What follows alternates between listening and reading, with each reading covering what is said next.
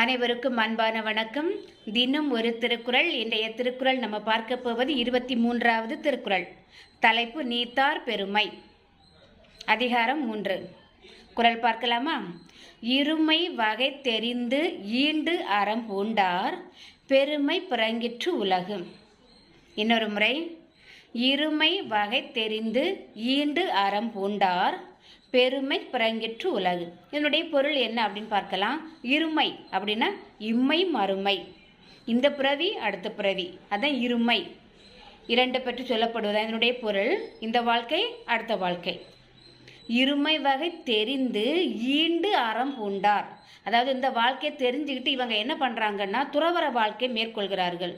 அதாவது இந்த இன்ப துன்ப வாழ்க்கை நமக்கு வேண்டவே வேண்டாம், புகழ் வேண்டாம், ஆசை வேண்டாம், எதுவுமே வேண்டாம், குடும்பம் எதுவுமே வேண்டாம், எல்லாத்தையும் விட்டுட்டு தனிமையாக இறைவனையே கதி என்று துறவறம் மேற்கொள்வார்கள்.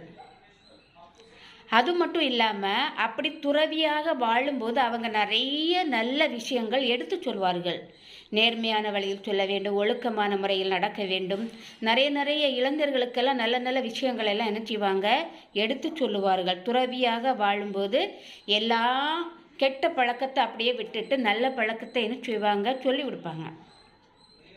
பெருமை பிறங்கிற்று உலகு. இப்படிப்பட்டவங்களை நாம் என்ன செய்கிறோம், பெருமையாக எடுத்துரைக்கிறோம் ஒவ்வொருத்தரிடமும். அதாவது இப்போ பள்ளிக்கூடத்தில் ஒரு ஆசிரியர் மாணவர்களுக்கு பாடம் நடத்துகிறாங்கன்னா அங்கே என்ன செய்யணும், விவேகானந்தரை பற்றி, ஸ்ரீராமகிருஷ்ணரை பற்றி, அதுக்கப்புறம் இந்த மாதிரி என்ன செய்யணும், எடுத்து சொல்ல வேண்டும். விவேகானந்தருடைய சீடர் யார்? ஸ்ரீராமகிருஷ்ணரை தான் இவர் என்ன செய்தாருன்னா வழிபட்டார். யார்? விவேகானந்தர். அவருடைய நற்பண்புகளை அனைத்தையும் இவர் என்ன செய்தார், எடுத்துக்கொண்டார். யார்? விவேகானந்தர். விவேகானந்தர் என்ன பண்ணாருன்னா அந்த நற்பண்புகளை எல்லாம் எடுத்து அப்படியே இளைஞர்களுக்கு என்ன செய்தார், வாரி வாரி கொடுத்தார். நீங்கள் இளைஞர்கள் நீங்கள் என்ன செய்யக்கூடாது, தூங்கக்கூடாது, விழித்திருக்க வேண்டும். எப்போதும் நீங்கள் என்ன செய்ய வேண்டும், விழித்திருக்க வேண்டும். காலம் பொன் போன்றது. இதுபோல் ஒரு வாழ்க்கை நமக்கு என்ன செய்யாது, அமையாது. காலம் கிடைக்கிறப்ப நம்ம என்ன செய்ய வேண்டும், அதை நல்ல வழியில் பயன்படுத்தி கொள்ள வேண்டும். நற்வழி, அதாவது நல்ல வழியில் நடக்க வேண்டும் அப்படின்ட்டு இவர் என்ன செய்திருக்காருன்னா இளைஞர்களுக்காக நிறைய பொன்மொழிகள் எடுத்து சொல்லியிருக்கிறாரு. யார்? விவேகானந்தர். அவர் துறவியாக தான் இருந்தார்.